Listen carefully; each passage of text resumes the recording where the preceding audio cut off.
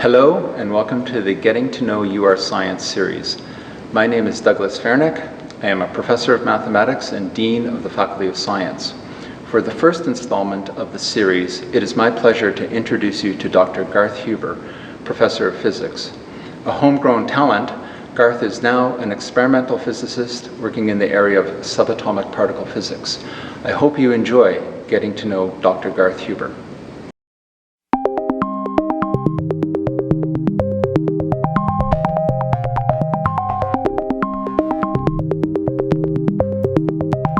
I'm Dr. Stephen Kay and I'm a postdoctoral fellow in the Faculty of Science. So today we just want to chat to Professor Garth Huber in the Department of Physics and get to know him a little bit. I understand, Garth, you're a Regina native, is that correct? Yeah, I was born in Regina, grew up here, did most of my education here. Obviously, part of the research I've traveled all over, but yes, definitely Regina homeboy. Outside of being a professor at the University of Regina, what do you do in your spare time? What do you enjoy doing around the city? Oh, okay. Well, there's two sort of main things I guess I could talk about. So one, I'm a bit of a fitness buff. I have a home gym, and in the winter I like to do some snowshoeing and cross-country skiing, and in the summer cycling, and when there's a chance, go hiking in the Rockies. The other thing is I'm very active in my local church, and that hopefully helps make me a more rounded person. You're a professor of physics at the University of Regina. What originally got you interested in the subject and the topic?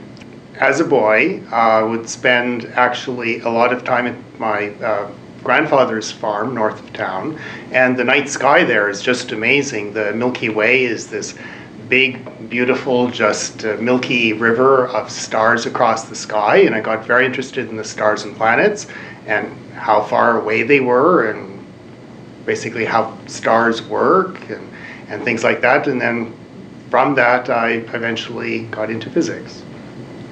In terms of your research career, what do you think are some of your biggest achievements and discoveries? So one of the main themes in my research over the past years is the structure of small particles called pions. And they're a very important particle in physics, are responsible for nuclear forces and really control a lot of the world around us. And when we started on this wasn't a very big field. Not very many people were working on this. And since then, as a result of our work, there's been a lot more interest in this, and it's been now much more widely recognized that this is actually one of the crucial ways to understand fundamental physics. Over your career as a professor at the University of Regina, presumably you worked with a whole range of students and postdocs like myself.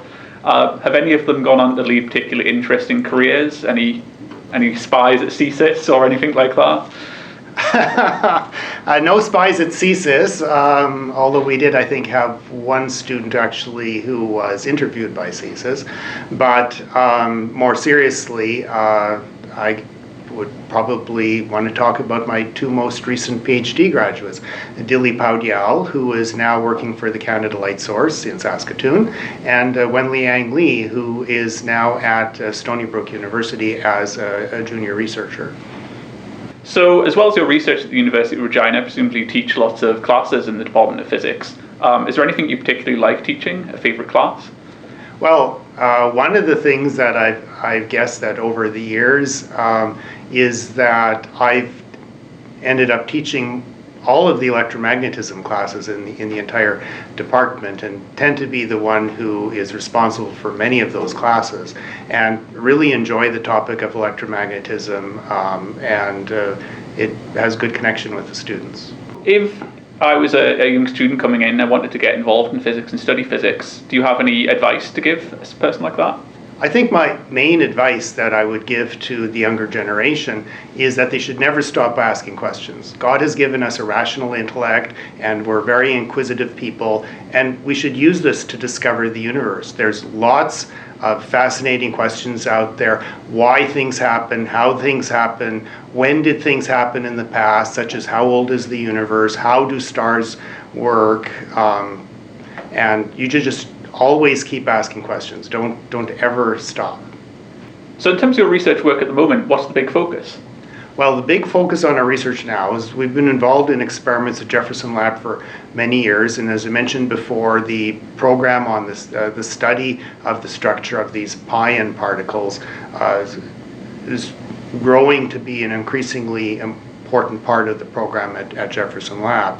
And we've been very heavily involved on running of a very large experiment in the last year, which again, we have good graduate students who are helping run that experiment and lead that experiment and analyze the data. And this will be certainly our major effort for the next 5 years at least, is just completing acquiring these data and analyzing them, interpreting them, and of course publishing them. So you mentioned Jefferson Lab. Can you tell us a little bit about that facility? Sure. Jefferson Lab is one of the world's preeminent particle physics accelerators. What is novel about it is that it has a very high intensity, very high quality electron beam. Electron beam has the property that it's a very surgical probe inside the proton, where we're looking at the quarks and gluons inside the proton. We can do this with very high resolution and acquire snapshots inside the proton that cannot be done at any other facility. In terms of your job, what is the one aspect that you enjoy the most? I think the aspect that I enjoy the most is the training of the students, and particularly with the graduate students and the postdocs, where you interact with them for many years, you develop a very close relationship with them, and then afterwards, of course, you can see how they do afterwards. So really enjoy interacting with the students. Okay, so it's been great asking these questions, Garth, so thank you very much for your time. Well, thank you.